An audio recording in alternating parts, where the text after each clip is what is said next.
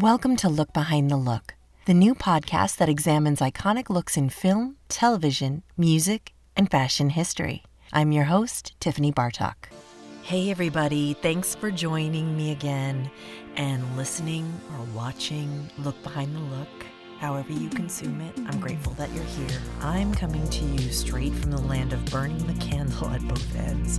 I gotta say, I am exhausted. I know you guys probably are too. Mercury was in retrograde. It's now headed the other direction. And it was kind of cool. It was kind of a cool vibe, this Mercury, I feel like. Did you feel the same way, or were you totally scrambled eggs? I saw a lot of hopeful little gurglings in the universe of things that might come to fruition and soon. And I hope you guys are having some good things happening in your lives. We certainly deserve it.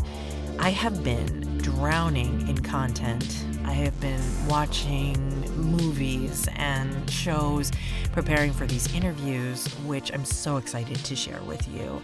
Everything that I'm watching is so exciting and inspiring. I've been watching the Oscar contenders and a little show called Pam and Tommy, which you are going to probably have a lot of thoughts about. It's amazing. And the hair and makeup are, in particular, an incredible contribution to the success of this whole world that they created. So I'm excited to share with you an interview with that team. And today I'm talking to a woman who I greatly admire. I met her at a relaunch event for her makeup line, actually. The makeup line is called Glamazon. I was truly impressed by her product. And so I wanted her to come on the show and tell you all about it and tell you about herself. Her name is Kim Baker. She began as a Wilhelmina model and then became a makeup artist, as many models do. And now she is a successful entrepreneur with her own line, which is beautiful. Kim was really candid in our talk, and she shares a lot of herself in the interview. I really appreciated how real she was about the challenges in the industry and how she triumphed and overcame all the challenges, and she's still doing it right now as we speak. And so you're going to find this conversation really inspiring because you can relate to a lot of what she's talking about. So let's get to it without any more ado. Here's Kim Baker.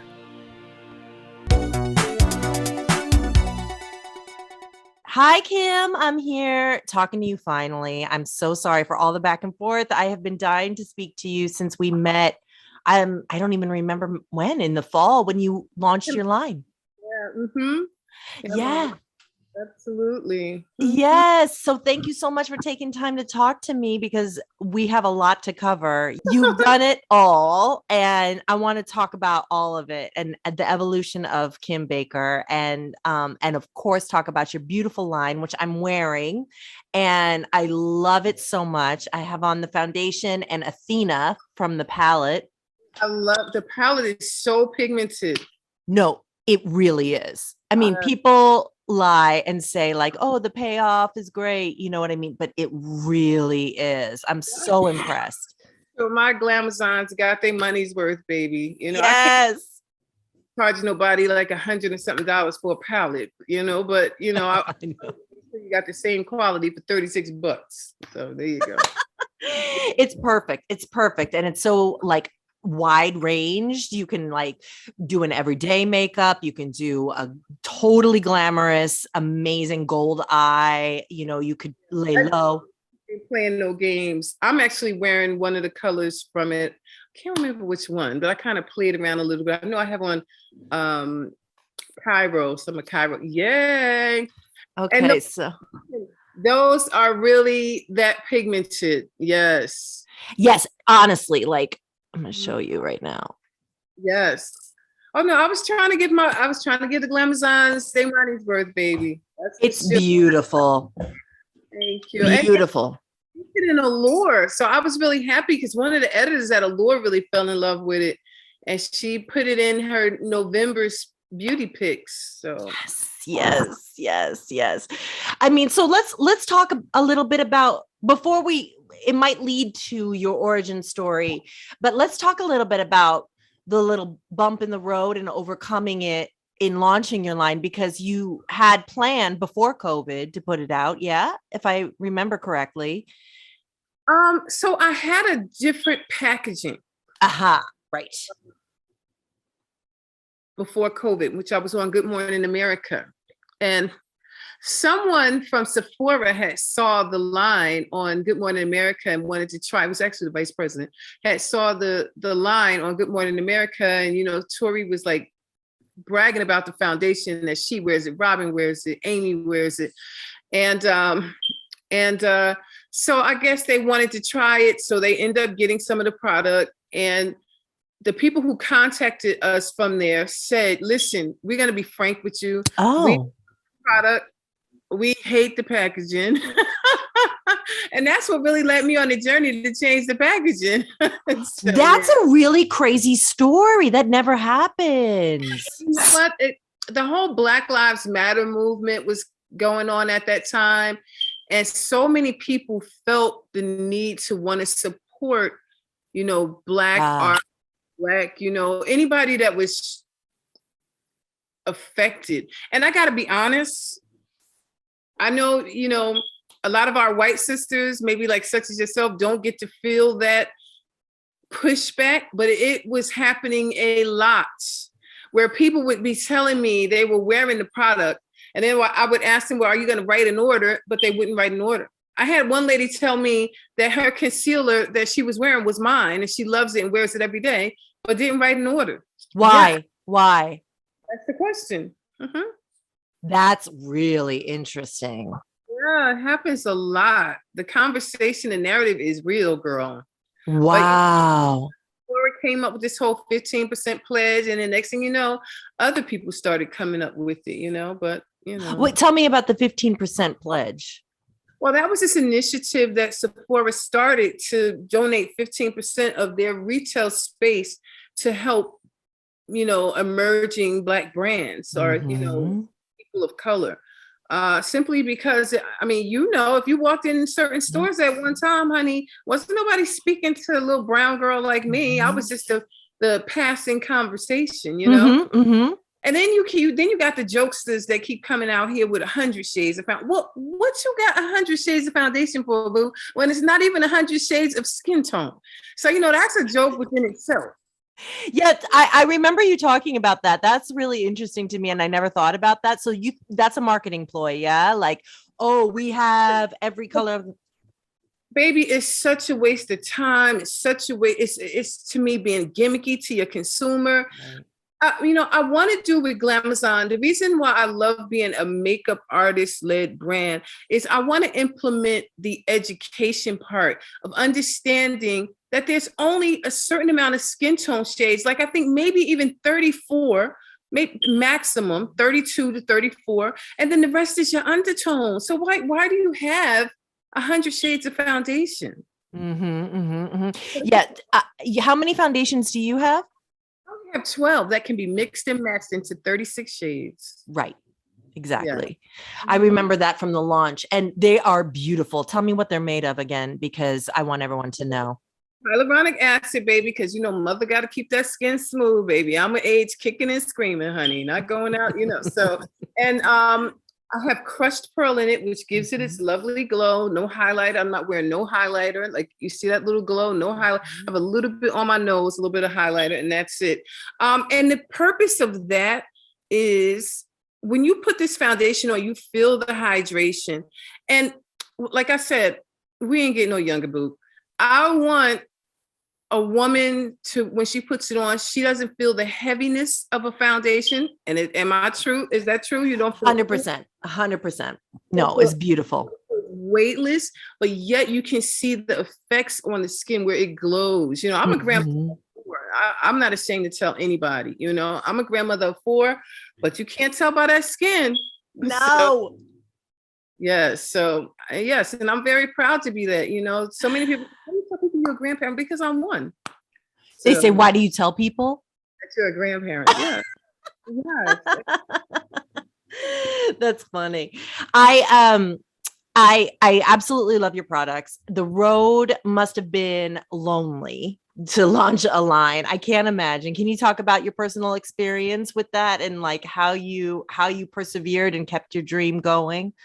Well, I started out as, I want to say I started out as a model. I was with I was with Beth Ann first. I always got to give her props.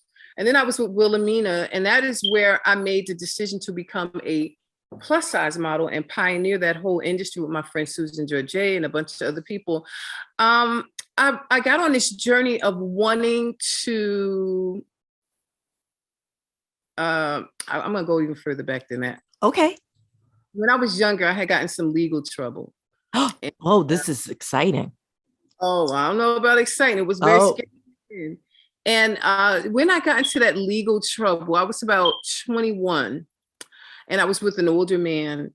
And I'm going to write a book about this, but I was almost sentenced to life in prison. I was not expecting that. No, nobody ever is, except for the people that know my story.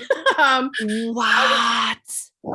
And what happened is the judge, I was a model prior to, and it was mostly guilt by association. Oh. And it kind of goes back to when your mom tells you, don't hang out with the wrong crowd. And, you think you're grown and, oh, you just jealous of me, but that type of thing. Well, anyway, to make a long story short, I was sentenced to 800 hours of community service. And that is where I learned that life is much more than how you look. I learned that helping people, empowering other people, lifting up other people is far more rewarding than anybody ever telling you have the best cheekbones or the best skin. I mean, I had become so vain from modeling. I had become, and I realized it after I had stopped modeling during the time that I was doing community service, because I was like, why is nobody telling me, my high cheekbones? Why is no one complimenting me? Why is no one, like I was just enamored by the fact that people weren't doing the same thing to me that they were doing to me when I was a model. Right. And it hit me, hey, Kim, you're pretty ugly. You might be a pretty girl on the outside, but you're kind of ugly on the inside. You gotta work on the end. I wanted to work on me. Mm-hmm. And that was when I really discovered that doing things to help others is the best feeling ever. So what happened was I was trying to decide what was I going to do until I decided if I'm going to go back into modeling. Makeup. Because listen, I'm still smart. I ain't going to work that hard, girl. So looking at cosmetic counters. And one day this blonde woman walked in and she was really nasty. And I had started working for Bobbi Brown, who, by the way, knew I was a good artist and hired me to work at Bobbi Brown Cosmetics from day one. And so there was this woman who walked into Bloomingdale's. And when she walked in, she was really nasty to me, really crass. And I said, you know what? I'm going to kill her with kindness. Well, I did her makeup. I beat that face beautifully with, in Bobbi's, product. And I remember this woman looking in the mirror. And when she looked in the mirror, she started to cry. And I thought I did something wrong. And she said, you know what? I want to apologize to you because you were nothing but nice to me. And even though I sat here and, talked to you a certain way, you treated me with respect. And so I need to apologize. And she looked in the mirror. She said, this is the first time in a whole week that I felt pretty. She said, my husband left me for his secretary. And today's my birthday. I just turned 51 and I feel old and ugly. You never know what someone's going through, right? Is when I said, I have found what I've been looking for. Not only do I get to do something I love, I get to empower other women. I get to lift up other women. And more importantly, wow. I get to educate other women. And I was so happy that I was led to treat her with kindness because treating her with kindness made her day. And she told me that she was going to, call one of her girlfriends, go out to lunch. She felt pretty that day. And my life has never been the same. I was 20, maybe like 21 when that happened. Wow. Today, girl. So I've been doing that ever since. Far more rewarding than modeling, far more rewarding than people telling me I'm beautiful. Now I like when people tell me I'm beautiful on the inside. That's what. Oh, that's amazing. That is a beautiful story. And were you at Bloomingdale's 59th Street? No, well, I've worked all over. So for Bobbi, I wasn't a resident artist. I was a global artist, so I would go all over. Oh, yeah. Okay. Now, when you had to go do community service and you were realizing what was the type of community service that you were doing? So I was doing the food bank of New Jersey. Okay. Then I started doing something called Newark Emergency Services, which was homeless women. I would help do their hair, do their makeup, style them. I love dressing. I love clothes. So I started taking stuff out of my wardrobe. And let me tell you something, baby. I was a stick at one point. So my old wardrobe was Azadine, Alaya. And Yeah. So you had homeless people, getting done. And I started giving things away. And the next thing you know, I was done. I have to tell this story. I had bought a pair of Jimmy Choo's, something called the Glennis shoe. Well, I had asked my daughter to help me put together a bag for the homeless people. Why did she make a mistake and give my Jimmy Choo's away? Done. Okay. That made somebody's day. Or they're sitting there going, who's Jimmy? So this is the second person that's told me that Bobby got them into community service. No, Bobby didn't. You're right. So this was your community service. And then that went to Bobby. But then that's so amazing that's something I don't associate with her or think about, that, that's where the idea of empowerment through makeup came to you, was at this Bobby Brown, culture, which I never remember that. I grew up with Bobby too, but that didn't come from Bobby. That came from wanting to do something to empower someone else. Bobby came into play in the sense that she met me on a shoot, and she knew that I was a good makeup artist and invited me to come and work with her. But I took the initiative to start doing other charitable things. So on my own, I started going out and working for Dress for Success and, different things that New Jersey had, Cinderella's Closet. And I started pulling my daughters into it as well. And so my daughter, who has amazing taste also, literally helped style a lot of the young girls from inner cities who could not afford dresses or shoes. And we would style them, and, I would help out with the hair and the makeup, and we would get these girls ready for, their first prom. And things like that is what really started me to wanting to be on this journey of community service. And to this day, I still do things on my own. I take my own capital, my own money, and I buy toys every year, and I give it away to inner city children just on the street. And the sad part about that is people always think you're up to something. And what do you mean? That's the way of the world. When I'm out giving away toys, people always say, well, what's the catch? Or I'm trying to do something to help someone, No catch. Yeah, but that's the way the world is today. Everybody has an agenda, I guess. Yeah, that is sad. I know that. I wanted to talk to you about your modeling days, because I'll never forget when I met you, you mentioned that you had met Way Bandy, and I want to go all the way back to talk about that, because anybody who worked with Way, I need to talk to. Yeah, absolutely. I mean, I got to meet all the greats. I got to meet, Irving Penn, Francesco Scrivulo, Richard Avedon. I mean, I'm talking about like sit down, Michael Thompson, when he was an intern. When he was an intern, for Avedon, right? For Avedon. Yeah. He was an intern from Irving Penn. That's right. He was lighting for him, right? But oh my gosh. Michael Thompson was just a skinny little kid. Yeah. Mm-hmm. That's amazing. And so what do you remember about Way? Just really nice, really sweet, kind, gentle touch. That I remember when he would do your makeup, he had this very gentle touch. I really didn't understand the power of who he was until I grew in the industry. This education, Kim, it has to happen. It has to happen. We got to teach them. Parties today, and I be feeling sad for the kids, because I'm like, honey, y'all don't even know what a party is. When I was coming up, I know, when there were no phones and I know. What do they do now? Oh my gosh. Money. Tons of money. You know, unfortunately, that was during the Coke era and everybody had crazy money. I remember doing photo shoots and getting paid like $7,500. And they would see certain pictures and didn't like it and be like, oh, reshoot. Yeah. Everybody get paid all over again, flown out again.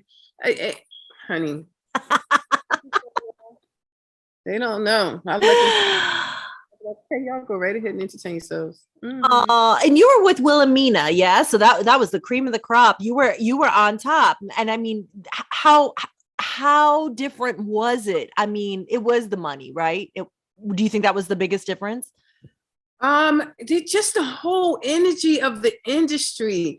You know, we had parties that were real parties. Diane Brill. Do you remember Diane Brill? I had her on the show. She's a friend of mine. Yes. These people, you don't know, everybody was a character. Yes. You know, Diane Brill was like the Jessica Rabbit, real life Jessica Rabbit back in the day. And yes. You would have people that would get out there Rolls Royces with dyed dogs matching their outfits. And I mean, people were just over the top back then. Yes. And that era so much because there was no violence of people, you know, shooting each other up or being afraid to walk into a club or having to have somebody use any device on you. You know, I say all the time, I'm so happy to be from the generation I'm from. I would never want to be from the new generation because I feel like they're so limited in their experiences, you know? I feel like we just got to do so much. I would hang out at Peter Beard's house. And I know some young person probably saying, who's Peter Beard? But he's legendary. He brought him on here to America. Of course. I met Jacqueline Onassis through Peter Beard. What a life. What a life. So now you're bringing all of what you know to your line. And what is the biggest what is the biggest thing that you didn't expect, like in the challenge of bringing a line to life? It is so, there's so many makeup lines out here, but it's so many, like, please forget what I'm about to say. It's so many wasted makeup lines out here. I'm like, how do you exist? I don't mean to say, I was going to say you sing. I mean, but you do what? And now you have a makeup line? I'll say it like that. You use a makeup artist, but now you got your own makeup line. Oh, so somebody had to show you how to put on your makeup and now you got a makeup line? Oh, okay. You're funny. You're funny. I know it is a challenge. I mean, how do you say no, I really know how to put makeup on. I really know what I'm doing. Right. How do you stand out from the rest? The quality. More importantly than even knowing how to put it on, I know how a good makeup brand should feel on your skin. It shouldn't feel like you're wearing anything. And if you wear Glamazon, not only does it not look like you're wearing anything, just like your skin, but better, but you can feel the weightlessness. Like, know, people say, oh, well, when I wear MAC, MAC feels kind of heavy on my skin. Well, MAC was designed for makeup artists. We were supposed to be using that on set. And somehow, because MAC did this amazing marketing campaign back in the day where they only made it exclusive to makeup artists, then people were outside MAC like, hey, can you go in and get me this? And hey, I'll give you 15. That was one of the smartest campaigns ever. I remember it like it was yesterday. I felt like my friends thought that, well, Tiffany, let's get Tiffany to come over and do our makeup because she has MAC and, because she likes theater. If you had a business, like a portfolio card, then they would let you in. But if you weren't an artist, you couldn't get in. Yeah. And people were literally outside saying, hey, I'll buy your stuff if you go get mine. Yes. That was smartest things. I've never seen a campaign like that ever. But then do you remember when they started charging makeup artists to be pro? And I was like, wait a minute, what happened here? Like, we are the ones that made you what you are, and now you're charging for a pro discount. This is crazy. So there was a major disconnect there. I got smart and I started writing for publications and I started doing art direction. Oh, okay. And makeup for free. Oh, yeah. Yeah. So you are available. How did you announce, like, I'm here, I'm doing this, I'm come to me? What was the thing that made you go, screw COVID, I'm ready to do this, I'm going to launch this, let's go, let's do this? I had already had the makeup line out there. All I did was revamp my product, but I'm still in the building stages. I mean, there's still a lot of people that don't know Glam Design exists. So I'm still out here promoting, still out here marketing. It's still a new brand. I don't worry about quote unquote competitors because I'm coming from a place of experience. I've been doing makeup over 27 years. I've worked for everyone from Chanel to Yves Saint Laurent to Bobbi Brown to Laura Mercier. I've worked for all the top brands. And so I know who had the best concealer, as a matter of fact, one of the things that a lot of people don't know about me is the lady, I can't remember her name, Marion, the lady who started Tarte. Oh yes, of course. My friend Troy Surratt would know. I can't remember her name either. That's terrible. We got to know. She was first starting Tarte. Okay. I said, okay, I got your name from a few people in the industry. I know you worked for Bobbi for years. I know you worked for Saint Laurent. She says a few Maureen Kelly. She called me personally when she was still working out of her house with her husband. And she was saying, I could really use a good makeup artist salesperson like yourself. And I told her, I said, I'm with Bobbi for one reason, and that is because I share her philosophy with beauty aesthetics. Right. I said, the reason why I left all the other brands is because Bobbi's philosophy is the closest to mine. Look like yourself, just prettier. Yeah. And I said, now, if anything should change in the future, maybe I'll consider it. But I was really content with where I was. And I knew when I left that journey, it was off to start my own. And literally, I started this because I wanted to be the person that, I speak to everyone, but I wanted Black women, Asian women, Afro-Latina women to understand and feel that there's someone out here, with expertise speaking to them. I would watch many times when I would be doing makeup at Bobbi, a lot of Indian women and Black women would stand off to the side and watch me. And when I would beckon them over, they would say no. And I'd say, why? And they say, I don't think you have anything for me. And I would say to them, hello, look at me. And that's how I would get women to come over. Well, I didn't want to have to beckon women. I wanted women to see me and say, you know what? I know she has me covered. Oh, I love that. Yes, I love that. And so what is the biggest challenge that you're facing right now with all of this, in this crazy world we're living in? I'm dealing with gimmick brands. Dealing with, people who, you cannot fake authenticity. You are what you are. And, to see people say, okay, I'm a construction worker. Now I'm going to do a makeup line. And I'm just blown away. I'm like, we've been here doing the work. We've been here doing the research. We've been here working in color every day. I've worked for every company from Macy's to Sears, to advertising campaigns for Ann Taylor. And I've done all of this stuff. And companies relied on me for my expertise to say, this is what, women feel is the look of beauty. Even though we were advertising clothes, what people don't understand is the house I'm sitting in, I paid for from doing makeup. And that is because companies were like, okay, the way you do makeup represents my clientele, a polished woman, a woman who doesn't, the stuff you see now, Ringling Brothers going on, I don't know what, I mean, I look at some makeup and I be want to go, I'm like,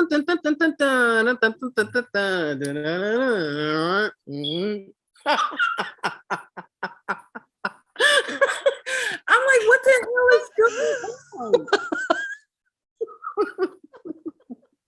And like, it's so funny to me too, because it's all out there. It's all like broadcast. Like maybe we would have done that in our rooms one day and then, wiped it off. But like now it's like TikTok, I know. Listen, I get some people, you do soft glam, gorgeous, certain application, gorgeous. But some of the stuff I see girls doing, I'm like, who the hell? But I am happy that they do it, because then all the Macy's work, all the Saks work, all the catalog work goes to girls like me. Right. Yes. I'm like, keep it up. Circus is in town. So you're still working. You're still doing makeup. I just do it for, like, ad clients. Yeah. Yep. I just did a music video. Girl, those hours? The hours. I did a makeup video a long time. A music video a long time ago for Elle Varner. 19 hours. When I literally finished standing, 19 hours standing. And literally when I ate, I was doing makeup and taking bites in between. Oh, yeah. I mean, it's criminal, but like, what? I know we shouldn't keep doing those hours, but we're still there. I know. No more music videos. That's done. I won't do it. I paid my dues with that. Yeah. But and I want to clarify one thing. Me saying, some people do this makeup that I just feel doesn't really represent the industry. It's their art, but it's too much out here that's really taken away from what makeup artistry is all about. Mm-hmm. Makeup is supposed to enhance someone's beauty, not conceal it. Yeah. And I need to say that, but by no way am I making fun of anybody's artistry. But just don't take away from the art form. That's the thing. So anyway, I need to clarify that, because or like maybe it's it's over here, and this is and what you want to do is over here. Yeah, but like I said, it's no threat to people like you or myself, because we know what Anne Klein or Macy wants. Exactly. It's a whole nother category. Mm-hmm. And much respect to a lot of the influencers out here. They created a whole nother category, but I still think that there needs to be a clear definition between a working makeup artist and a person that just takes a camera and puts it on themselves. There's a huge difference. Yeah. Huge difference. Yeah. I agree completely with that. Yeah, that's tough. And I don't know if it's generational. I always sound like an old lady complaining about it, but it is. Why are you taking the word of somebody who's never tried this on any other face? And they are clearly being paid to say that it's, it's tough. Yes. It's tough. It's tough. I don't know what makes it gospel, but gospel is that we're not out there counteracting it, saying, hey, okay, yeah, that's a good point. We're pro artists. We're paid by top retailers. We're paid by, that's what it's going to take. It's going to take us to get back out here and do the work, and where before we were just focused on putting products on our clients. Now we have to create the narrative about it and our expertise and what we basically have to take back claim our space. Yes. That's a really good point. When you know better, you do better. And that's the difference. We got to get back to our education. That's good. We have to get back to our education. We were so busy just out here sending our books out to editors, not realizing we are ignoring a whole group of women who need us. Women who need us. Everyday women looking for guidance. I'll never forget when I was still learning makeup, and I went to a class at Makeup Forever, and the teacher came by my little station and my model looked at my model and he was like, and he said, he took a wipe and he just started wiping the face off. And then he handed me 2 products and he said, I'm only allowing you to use these 2 products. It was a brown eyeshadow and a foundation, a concealer. And he was like, let me see what you do. And then he came back and was like, there you go. It's like, you don't need to it's like, Beyonce when she just stands still, sometimes you just 2 things, just one thing, and it's as beautiful as it can be right there. Absolutely. Yes. And, it's okay to be more than a minimalist, but that's after you've received all your education. You know what I'm saying? That's exactly what I was trying to say. Yeah. Just start from there and then build up. Absolutely. And to be honest, so many women are so much more beautiful when they stick with the basics anyway. Because remember, part of the beauty comes from your features, and then, and with makeup, you can kind of, redimensionalize everything, if that's such a word. But you can, like, for instance, I have lopsided eyebrows, but you can't tell right now because of the way I draw them in.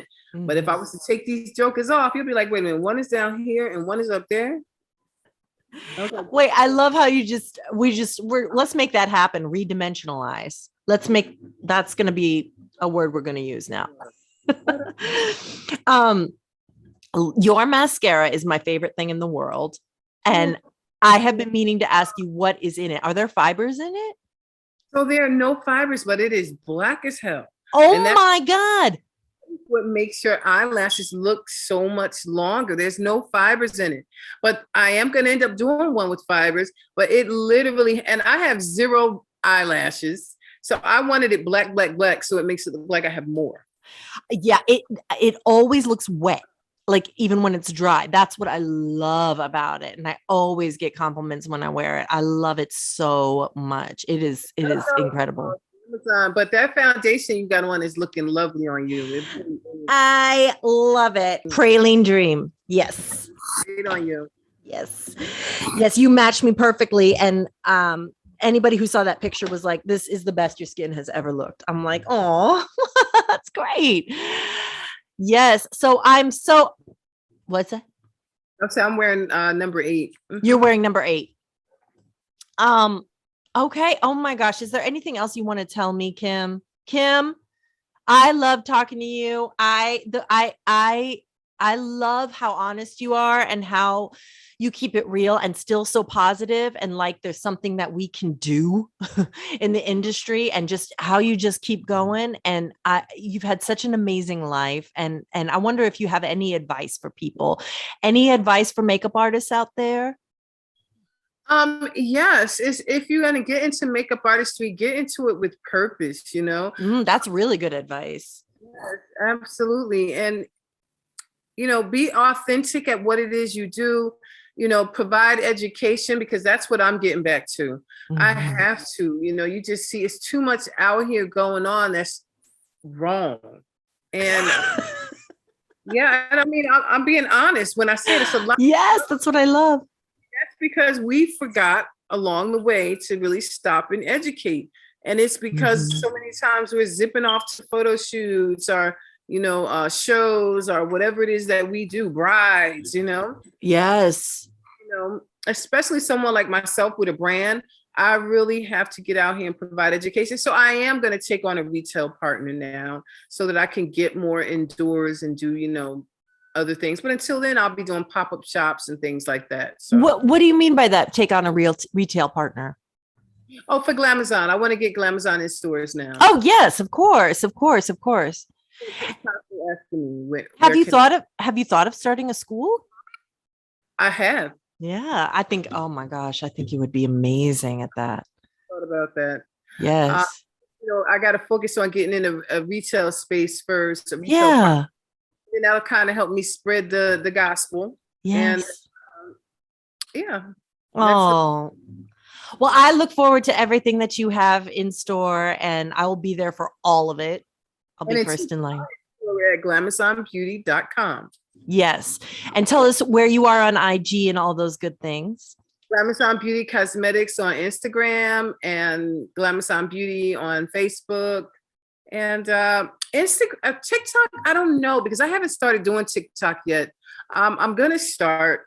It's so much just really trying to create the brand, develop video content, because that's a must. And that's what I'm doing right now, is developing more content to provide more education about the product. Can you share advice about, there's a lot of people with who are like looking into starting lines or starting, not in makeup, that listen to this, entrepreneurs. And I wanted to know if you had any advice about that. Would you build the content first and then launch it, or vice versa? Which is you have to have product first. Product first. Okay.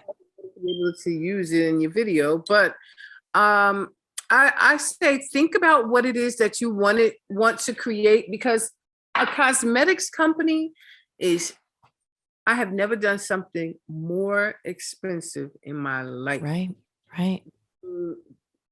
Formulation, developing, R&D, lawyers. Lawyers. It is the most expensive undertaking. I always say, this is God's grace for me working so hard and being persistent. I remember my days as a makeup artist, lugging my makeup case out 4 and 5 in the morning to get to shoots on time.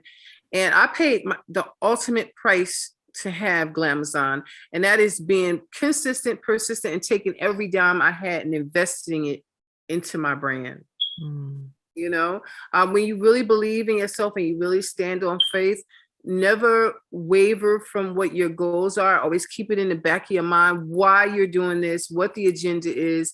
Never allow the fact that you see someone else doing the same thing affect what you're doing, because remember, there's only one you, and there's only one you with your technique, your reason, your purpose, your education, and your experience. So I say that to say, keep going, stay the course, don't quit no matter what it is. And don't worry about what so-and-so is over there creating.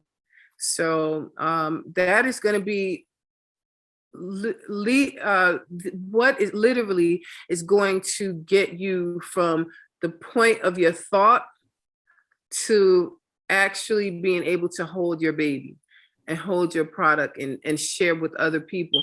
And I remember when it was just a thought in my head, ironically, my old packaging looked the way it looked, and it now to me, I look at it, looks dated. But when I first started it, my purpose was the Black componentry was, for the woman who created it. The purple was for her royalty and the flowers were for her femininity. Well, this time I thought of, what is an all-out Glamazon? So I just did simple Black packaging, a beautiful square shape, and bold gold for our personality. So, yep, that is it. That is my baby. So, I recreated that with all of us in mind. And I wanted something that was timeless. You could look at that 10 years from now and she's still going to look modern and Yes. Very classy. And look at this pic. Look at you. Are you kidding me? It was all done with you guys in mind, just wanting to give women beautiful product. And, I have to say this. My line is for all women. It is the creator who is a Black woman. I mostly did deeper shades because I wanted to speak to the woman who was least spoken to in the beauty industry. And I don't know how, because we are some of the biggest spenders in the industry. But you're like, wait, how does this work? Absolutely. So, hopefully I think I delivered the goods. I hope so anyway. I mean, I love it. I know everybody that was at the launch loved it, the relaunch. And I wish you nothing but the most success. Thank you. It looks beautiful on you. So I'm super happy. Thank you. I'll talk to you soon, Kim. you. Namaste. And thank you so much for this opportunity. Thanks for listening, everybody. I hope you got a lot out of that conversation. I know I did. I was thinking about it for a couple days. Come back next week. Can't wait till you join me again. Look Behind the Look is a Vinyl Foot production, written by me, your host, Tiffany Bartok, produced by Jace Bartok, edited by Nicole Tucker, with art design by Kelly Riley. If you're interested in learning more, find our video version on the YouTube channel, Look Behind the Look Podcast. There you can see rare photos and clips from our guests. And please follow us on Twitter at LookBehindPod and Instagram at LookBehindTheLook. If you like the show, please rate, review, and subscribe. And tell your friends and spread the word. You can subscribe to us on iTunes or any podcatcher of your choice. Thanks for listening to Look Behind the Look.